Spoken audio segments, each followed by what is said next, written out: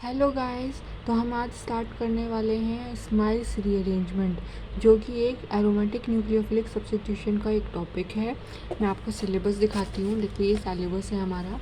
इसमें aromatic nucleophilic substitution हमने start किया था। उसमें SNAR, SN1 benzene mechanism and SRN1 mechanism हमने कर लिया था। तो आज हम करने वाले हैं स्माइल्स रीअरेंजमेंट। ठीक है, ये भी मैं कराऊंगी, लेकिन आज पहले स्माइल्स रीअरेंजमेंट रिएक्शन करने वाले हैं। ठीक है, तो स्माइल रीअरेंजमेंट रिएक्शन क्या होती है? It is a rearrangement reaction. It is intramolecular nucleophilic aromatic substitution of the type in which arene compound can be sulfone, sulfide, and ether, or any substituent capable of dislodging from the arene carrying a negative charge. देखो, ये एक rearrangement reaction होती है। इसमें क्या होता है? इसमें कोई भी मॉलिक्यूल अलग से नहीं आता, ये किसी और के साथ रीअरेंज होती है आपस में, मतलब अपने ही मॉलिक्यूल में रीअरेंज हो जाती है। इंट्रा मॉलिक्यूल, इसका मतलब क्या होगा? एक ही मॉलिक्यूल होगा, लेकिन उसमें जो कार्बन है वो अलग अलग रीअरेंज हो जाएंगे। जैसे बॉन्ड दूसरे पे लग जाएगा, जैसे यहाँ पे था, बताती हूँ अभी। पहले इंटरमोलिकुलर का मतलब समझो। एक होता है इंटरमोलिकुलर, एक होता है इंटरमोलिकुलर। इंटरमोलिकुलर मतलब होता है सेम मॉलिक्यूल में जब रीअरेंजमेंट होता है। इंटरमोलिकुलर होता है जब डिफरेंट मॉलिक्यूल्स में रीअरेंजमेंट होता है। तो ये एक intra molecular nucleophilic aromatic substitution reaction है। मतलब ये सेम मॉलिक्यूल में रीअरेंज होता है। इसमें एरीन कंपाउंड जो होता है वो सल्फोन भी हो सकता है, सल्फाइड भी हो सकता है, ईथर भी हो सकता है। ठीक है, अब जैसे ये है, ठीक है, ये बेंजीन रिंग है, यहाँ पे X लगा, यहाँ पे Y लगा नीचे। ठीक है, ये इस तरह से रीअरेंज हुआ कि यहाँ पे Y, जो Y नीचे था ये ऊपर आ गया, X जो ऊपर था वो नीचे आ गया। ठीक है, तो ये क्या है? ये स्माइल्स रीअरेंजमेंट रिएक्शन है।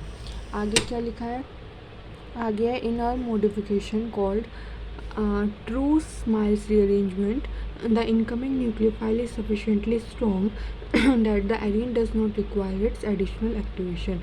हमारे मॉडिफिकेशन में क्या होता है, मतलब इसको क्या बोला जाता है? एक तो ट्रू स्माइल्स रीअरेंजमेंट बोला जाता है। इसमें क्या होता है कि जो इनकमिंग न्यूक्लियोफाइल है वो स्ट्रॉन्ग होता है। ठीक है, इसमें एडिशनल एक्टिवेशन की ज़रूरत नहीं होती। हमारा जो इनकमिंग न्यूक्लियोफाइल है वो बहुत स्ट्रॉन्ग होता है। ठीक है, for example, when the nucleophile is an organolithium, this reaction is exemplified by conversion of an aryl sulfone into sulfonic acid by the action of an butyl lithium. एक example है जो कि है ऑर्गेनोलिथियम का।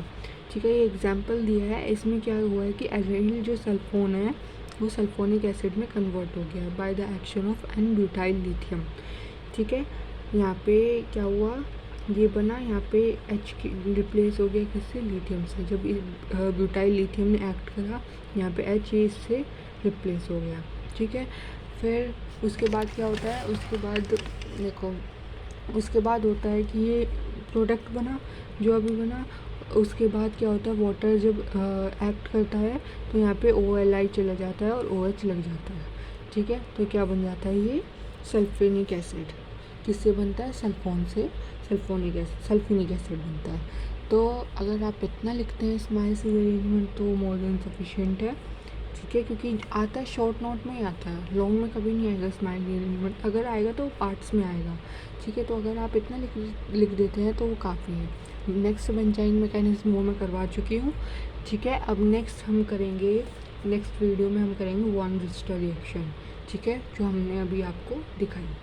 ठीक है, तो गाइस, अगर अभी तक आपने चैनल को लाइक, शेयर एंड सब्सक्राइब नहीं किया है तो वो कर दीजिए और बेल आइकन को प्रेस कर दीजिए, जिससे आने वाली सभी अपडेट्स आपको टाइम टू टाइम मिल सके। Thank you so much.